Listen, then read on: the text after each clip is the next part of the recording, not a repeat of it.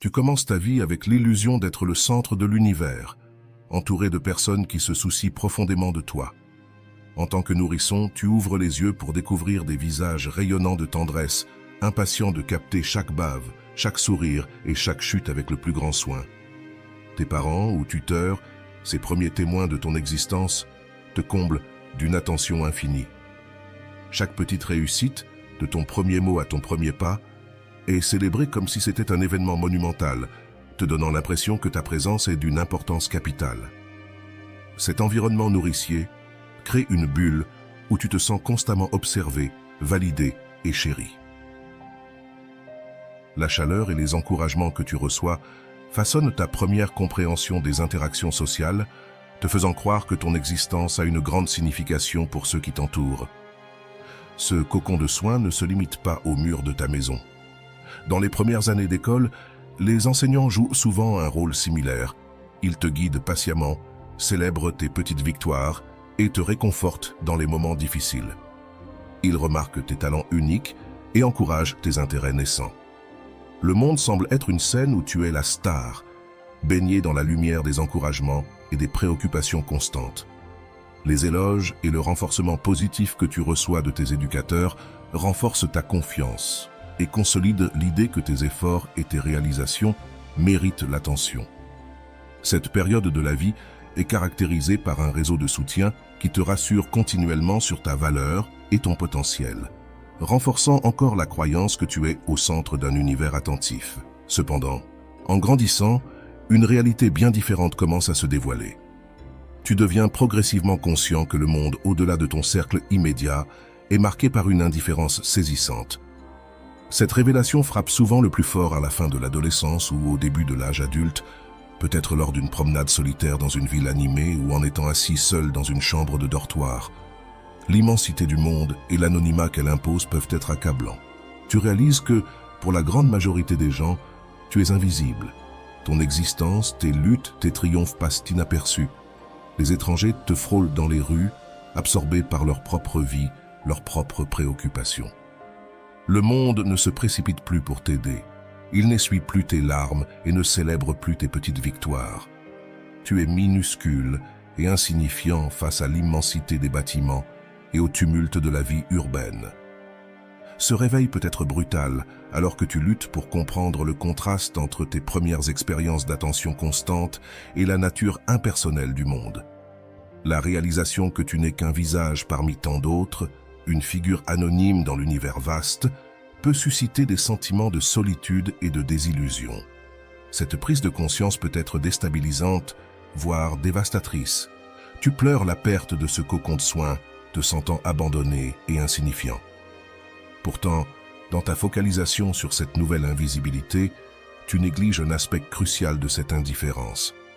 Alors que tu te lamentes sur ton manque d'importance aux yeux du monde, tu échoues à reconnaître la liberté qui en découle.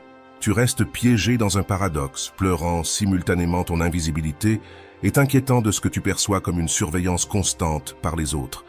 Ce conflit interne exacerbe ton sentiment d'isolement, alors que tu oscilles entre le désir d'attention et la peur du jugement. La transition d'un monde de soins nourriciers à un monde d'indifférence perçue remet en question ta perception de toi-même et t'oblige à réévaluer ta place dans le monde. Tu es tourmenté par la conscience de soi, convaincu que chaque faux pas, chaque interaction maladroite, chaque défaut perçu est méticuleusement noté et jugé par ceux qui t'entourent. Tu t'inquiètes de l'impression que tu as laissée lors d'une réunion, de la tenue que tu as choisie pour un événement social, ou du commentaire que tu as fait en passant. Tu imagines que les autres passent autant de temps à analyser tes actions que toi, leur attribuant un niveau d'intérêt et de jugement qui n'existe tout simplement pas. Cette hyperconscience de tes propres actions et apparences peut conduire à une peur paralysante de commettre des erreurs ou de te démarquer de quelque manière que ce soit. Tu deviens ton propre critique le plus sévère, projetant tes insécurités sur les perceptions imaginaires des autres. Cette conscience de soi envahissante limite ta capacité à t'engager authentiquement avec le monde, car tu es constamment préoccupé par la façon dont tu es perçu. Pour te libérer de ce tourment auto-imposé, tu dois prendre du recul et considérer comment toi-même tu perçois les autres. Pense à la dernière fois que tu étais dans un ascenseur bondé ou que tu as assisté à une longue réunion. As-tu remarqué chaque détail des personnes autour de toi? As-tu scruté leur apparence, leur comportement, leurs paroles? Il y a de fortes chances que tu sois plus absorbé par tes propres pensées et préoccupations.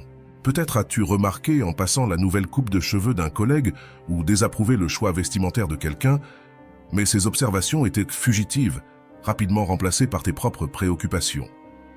Ce changement de perspective révèle à quel point ton esprit est occupé par ta propre vie, plutôt que de se fixer sur les détails des autres. En reconnaissant que les autres sont tout aussi préoccupés par eux-mêmes, tu peux commencer à démanteler l'importance exagérée que tu accordes à tes propres défauts et erreurs perçues. En vérité, tu es absorbé par ta propre vie, tes pensées quotidiennes étant dominées par tes soucis personnels, tes aspirations et tes relations. Tu t'inquiètes de ta carrière, de ta santé, de tes finances, de tes proches. Tu n'as pas l'espace mental pour t'attarder sur les détails de la vie des autres. Ce n'est pas un signe de froideur, mais une nécessité pratique.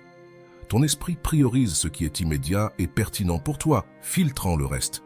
Par conséquent, tout comme tu n'es pas constamment jugé par les autres, tu ne les juges pas constamment non plus. Cette prise de conscience t'aide à comprendre la nature de l'attention humaine et de l'empathie. Elle met en lumière la capacité limitée de ton esprit à traiter et à retenir les informations sur les innombrables interactions que tu as chaque jour. En reconnaissant cela, tu peux alléger la pression excessive que tu mets sur toi-même et sur les autres pour être constamment vigilant et parfait. Cette réalisation est à la fois humiliante et libératrice. Elle signifie que le monde ne retient pas son souffle en attendant que tu fasses une erreur. Tu peux trébucher, faillir et même échouer sans craindre d'être le sujet d'une observation générale. Tes faux pas sont aussi insignifiants pour les autres que les leurs le sont pour toi. Cette compréhension te libère des chaînes de la conscience de soi et te permet de t'engager plus pleinement dans la vie. Tu peux poursuivre tes passions, prendre des risques et saisir des opportunités sans la peur constante du jugement. En acceptant que tes actions ne sont pas le point focal de la vie des autres, tu te donnes la permission d'explorer, d'expérimenter et de grandir. Mon ami, au final, personne ne s'en soucie vraiment, et c'est la réalisation la plus réconfortante de toutes. Cela nous libère d'être nous-mêmes, d'embrasser nos imperfections et de vivre avec plus de courage et d'authenticité. Cela nous apprend à être plus gentils envers nous-mêmes et envers les autres, favorisant un monde où nous pouvons tous prospérer de manière unique et magnifique. Alors, entrons dans cette indifférence libératrice avec des cœurs et des esprits ouverts, prêts à embrasser les aventures qui nous attendent, sachant que notre valeur est inhérente et que nous sommes, de la manière la plus significative,